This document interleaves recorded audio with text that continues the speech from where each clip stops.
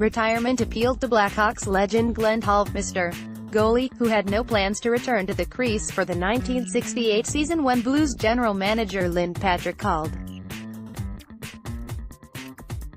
Lynn asked me if I still wanted to play because they took me in the expansion draft, Hall, 86, recalled on the phone from his farm in Alberta, Canada. I told the Hawks I might retire, but then I told Patrick I'd play 1 year for $50,000. He said, "Holy cow, Glenn, how about $45,000? I said, "Let's split the difference." So I signed for $47,500 and squirreled away enough money to buy this place. The salary was more than double what Hall ever made in 10 terrific seasons with the Hawks, 1957-67, an investment nobody in Street. Lewis added after the Hall of Fame goaltender helped the Blues become the first expansion team to play in the Stanley Cup Final. The Golden Knights will be the second when their series against the Capitals begins Monday in Las Vegas, 50 years after Scotty Bowman coached the Blues, further than anybody in hockey imagined. Bowman, the NHL's winningest coach with 1,244 victories and 9 Stanley Cup titles, replaced Patrick behind the bench after 16 games in November 1967 and redirected the Blues on a historic path. Their distinction deserves an asterisk, because all 6 expansion teams, half the NHL that season, were placed in the West Division, guaranteeing one would play for the Cup. The division-winning Flyers went 3-1, 3-2, 1-1 for 73 points, which would have finished 6th in the East. The Blues finished the regular season 2-7, 3-1, 1-6 before getting hot in the playoffs. So while the Golden Knights reaching the finals in a 31-team league puts them on the verge of producing one of the greatest moments in sports history, what the Blues accomplished lacks the overall significance to everyone but those who still remember it fondly. A special year, Bowman, 84, said of the first of his 30 seasons as an NHL head coach. The league was a lot different then, and it only cost expansion teams $2 million to get in compared to the $500 million Vegas paid. But the biggest similarity between the two teams is the two goalies, Glenn Hall and Marc-Andre Fleury, of the Golden Knights. They're like two peas in a pod. Fleury, 33, a strong Conn Smythe Trophy candidate, came to the Golden Knights after winning 3 Stanley Cup rings with the Penguins. Hall was 36 when he joined the Blues after stints with the Red Wings and Hawks, the Cup champions in 1961.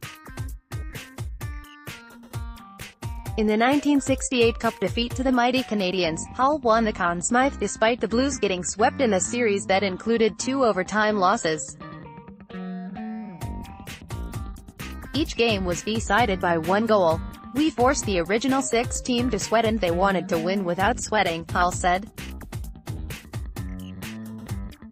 "We made them work." Hall made everyone else on the ice more confident knowing he was in net, much the same way Fleury affects the Golden Knights.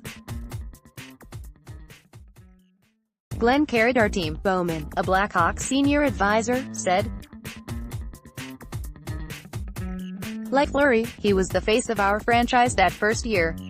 The growth of the league and changes to the game make any other comparisons between the 68 Blues and 18 Golden Knights moot. Consider Bowman's fondest memory of the Blues' playoff run. To shore up depth the day before a Game 7 victory in the first-round series against the Flyers, Bowman vividly recounted calling up 43-year-old defenseman Doug Harvey, the longtime NHL star defenseman who was the player-coach of the Blues minor league affiliate in Kansas City. "I think he played 40 minutes and we won," Bowman said.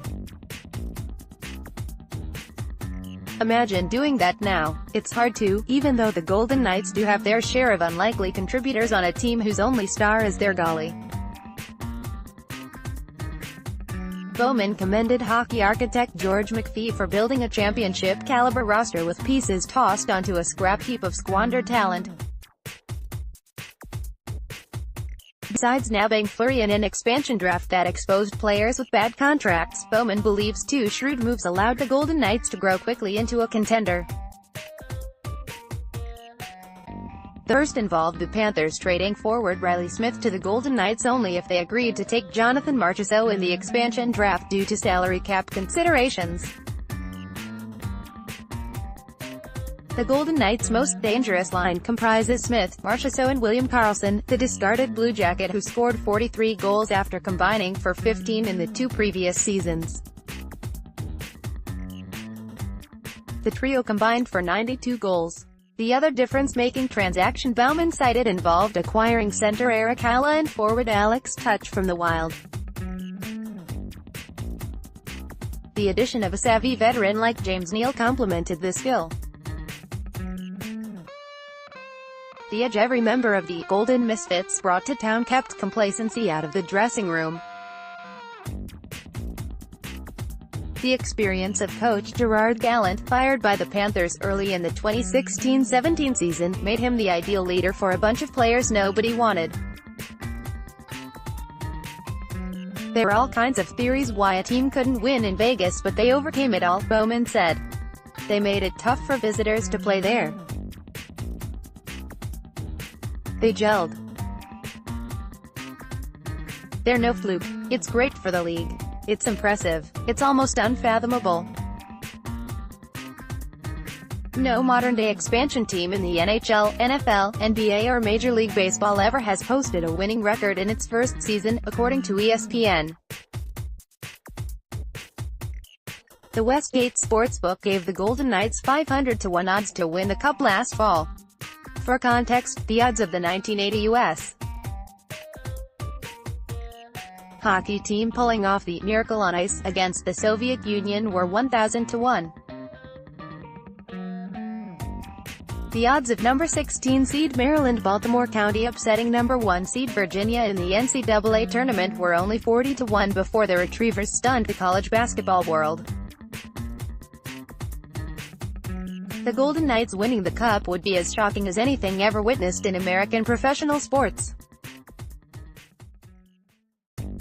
The last time an expansion team faced a similar opportunity came under very different circumstances with Bowman, Hall and the Blues, a half-century ago. This offers a once-in-a-lifetime impact limited only by hockey's reach.